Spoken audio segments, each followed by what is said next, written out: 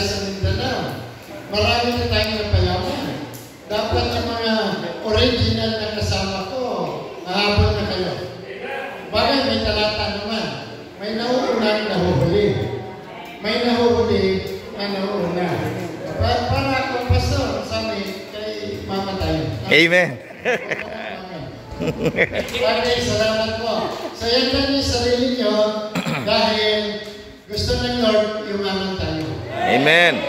Okay, hindi na siguro natin pag-usapan yung kaligtasan kasi ligtas na tayo. Sino ba dito sigurado pag namatay, langit na? Amen! Gusto nyo nang mamatay? Awag muna.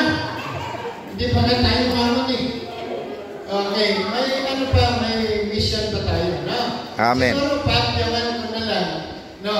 Kasi, ang sabi po sa Proverbs 13, 22, anak, tingnan nyo, sa English mo muna. Proverbs 13:22. Pagyawan lang. Para may idea tayo kung ano yung dapat natin na angkinin. Kung ano yung mga naka-stack na sa atin. No? Ano yung sabi? A good man leaveth an inheritance to his children's children, and the wealth of the sinner is laid up for the just. Yun yung gusto ko doon. Yung kayamanan ng masasama, malilipat sa righteous. The wealth of the wicked will be transferred to the righteous. Sino ba yung righteous? O di ba kinakanta natin yung Matthew 6:33? Ano yun? Seek ye first the kingdom of God. Anong kasunod? Righteousness. Okay. Hindi po yung atin, kundi yung kanyang His righteousness. Tama? Amen. Kaninong righteousness? Kay God. Kay Lord. Hindi atin. Yes. Iba yung ating self-righteousness sa His righteousness. So gusto ba ninyo lahat ng bagay na kailanganin nyo i-daragdag? Amen. Pag-iagapan muna natin itong dalawa na to. Seek ye first the kingdom of God. Alam ko ang kingdom ni God nasa inyo na. Nag-aaral na siya sa puso natin. Tama? Amen. Luke 17:21. Nakasulat. Sige, si Pastora, para mabilis. May ano ka? Sige. At wala rin magsasabing nagsisimula na roon o ini, sapagkat ang totoo'y nagsimula ng maghari ng Diyos sa puso ng mga nananalig. Yun. Nag-start na siya. Na nanggaling sa puso natin. Kailan? Nung tanggapin natin siya. Ephesians 3:17. Naway manahan si Kristo sa inyong puso sa pamagitan ng pananampalataya. So, nagaling na si Lord. Paano yung kanyang His righteousness? Kasi marami sa atin nagtuturo, magpakabanal ka. O ang tanong, kaya mo? Hindi. So, may problema doon. Kasi pinipilit natin na maging righteous. So, ano tawag doon? Self-righteousness. Hindi righteousness ni Jesus. Tama. Kailangan yung righteousness ni Jesus muna. Okay, siguro papayawan natin ng konti, para maintindihan nyo. Okay, sige, anak, nasusundan nyo ba? Amen. Okay, sige. Tingnan natin, Romans 5:19. Okay, so, tayo ka na, anak, tayo ka. Saka si Pogi. Ganda na natin dito, For as by one man's Halika anak disobedience, dito. many were made sinners. Okay, pansinin niyo po. Sa pamamagitan ng pagsuway ng isa, Marami ay naging mga makasalanan. marami ang naging makasalanan. Okay, tingnan niyo. Tingnan niyo ito, kasunod. Gayon din sa pamamagitan ng pagkalima ng isa, Pagsunod ng isa, ang marami ay magiging mga matuwid. yun. Okay, ano muna, inisin natin. By the disobedience of one man, So by the disobedience of one man, ito yung sumuway. many were made sinners. Many will be sinners. Wala pa tayong nagawang kasalanan, Amen. Tama ba? Tama. Wala pa eh. Sino ba ang nagkasala? Sino ba sumuhay? Ito si Adan. Wala pa tayong katunayan, hindi ka pa nga naisilan eh. Psalms 21 verse 5. Ano sabi doon? I was shapen in iniquity, and in sin did my mother conceive me. Oh, doon pa lang sa loob ng tiyan ng nanay natin, makasalanan na tayo. Wala ka pang nagawang kasalanan, makasalanan na tayo. Paano? Dahil sa pagsuway ni Adan. Tama? Tama. Agree kayo? Kaya tayo, gumagawa ng kasalanan kasi makasalanan. Tama. Tama ba, Bishop? Amen. Tama. Magaling naman huli ng aswang. Pero nahuli ka ni Pastora, kaya kay Pastora ako. Tingnan mo na. Ito, napasayan dito kung mag-asawa yung tuwing maglalaba ko tawa ako ng tawa. Napapasaya natin yung mga audience natin. Sino sumuhay? Ano naging bunga? Kasalanan. Tayo naging Kasalanan. Ano? May nagawa ka na bang kasalanan kaya ka naging makasalanan? Wala. Wala pa. Tama? Tama. Tama hindi? Tama. O ngayon, may sumunod. Si Jesus. So, by the obedience of one, So by the obedience of Jesus Christ, meaning, we're made righteous. yun, nakita nyo? Nakita nyo ba yun? Amen. Nung tanggapin natin si Lord sa puso natin, wala ka pang nagawang kabanalan, banal ka na.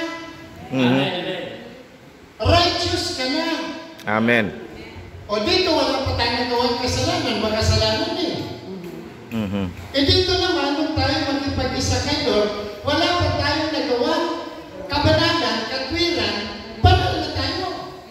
So hindi yung kabanalan ko, kundi His righteousness. Amen. Dapat yun yung pagsikapan, hindi yung pagpupumilit, magpakabanal ka, maging matuwid ka, be therefore perfect, for I am perfect, be therefore holy, for I am holy. Ano? Holy ka ba? Hindi. Hindi natin kaya. Kung pipilitin natin, ang tawag doon ay self-righteousness. Hindi His righteousness. Nakuha ba ninyo mga kapatid? Amen. So tayo naging banal, hindi dahil sa gumawa tayo ng kabanalan. May gumawa para sa atin. Sino ang gumawa? Dito, sino gumawa? Kaya tayo naging makasalanan. O, nakita nyo na? Wala pang nagawa tayong kasalanan, makasalanan na. Dito, nung makipag-isa ka kay Lord, nanali, wala ka pang nagawa katwiran, kabanalan, banal ka na rin. Amen. O, ngayon,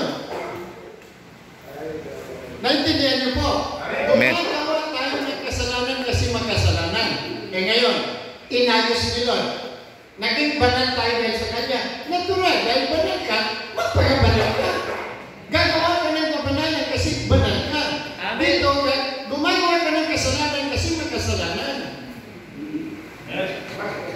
Amen. Nakuha niyo po?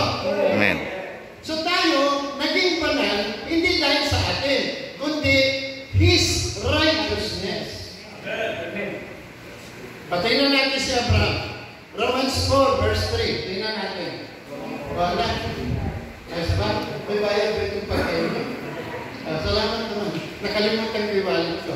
Tingnan na. Apo nakinig. Apo na sa maganda na talaga yung nunong ko. Kaya ako po ay parang sinunong Abraham na. Marami na akong mga apo. At yung apo ko nagkaanak, kaya marami na akong kapwa-apuhan. Kaya ako ay si Nunong Abraham ninyo. So, gagamitin natin si Nunong Abraham. God said the scripture, Abraham believed God. Anak, Englishin natin. Kasi ang word righteousness. Abraham believed God, and it was counted unto him for righteousness. Oh, nakita niyo? For what the scripture said, Abraham believed God, and it was counted unto him for his righteousness. Righteousness. Anong ginawa ni Abraham kaya sa naging righteous? Nananalig. Si Abraham hindi naging banal dahil sa ginawa niya o gagawin niya o nagawa niya. Naging banal siya dahil nanalig sa Diyos. Amen. Okay, verse 5. Tingnan niyo. But to him that worketh not, Sa kanya na hindi gumagawa, but believeth on him, ngunit sumasampalataya sa Diyos. that justified the ungodly, His his faith. faith is counted for Oh. righteousness. Nakita niyo? Gagawa ba ako para maging banal? Hindi nga Sa kanya na hindi gumagawa, ngunit nananalig sa Diyos na nagpapawalang sala sa masama. Ang kanyang pananampalataya ibinilang na katwiran. Amen. So hindi kayo gagawa para maging banal. May gumawa sa atin para maging. So dahil banal tayo, natural gagawa ka na ng kabanalan. Amen. Noon, dahil mga kasalanan, gumagawa tayo ng kasalanan.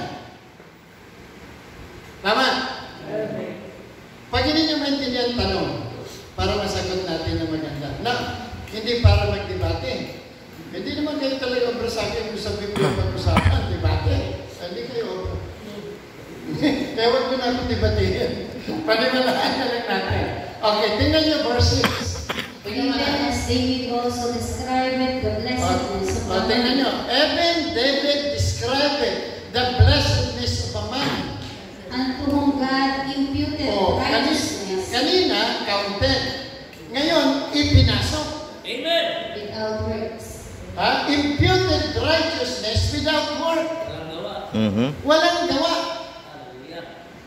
Ipinasok yung katwiran. Sino ba yung pumasok sa puso natin? O yun, kailangan tanggapin siya. Kaya imputed righteousness. Kaya hindi yung ating righteousness. Seek ye first the kingdom of God and His. Yun. Then, pwede ka na. Pwede ka na manghingi ng blessings na gusto. Di ba gusto natin yung mama? Gusto natin lahat ng kailanganin natin sa mundo ipagkalo. Amen. O di yun ang requirement.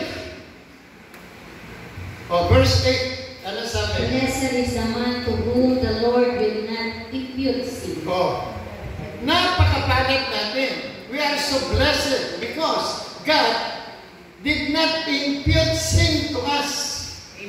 Katunayan, He took that sin unto Himself and buried it to the cross. Kinuha niya yung kasalanan natin at ipinasok niya yung kanyang kabanalan. 2 Corinthians 5:21.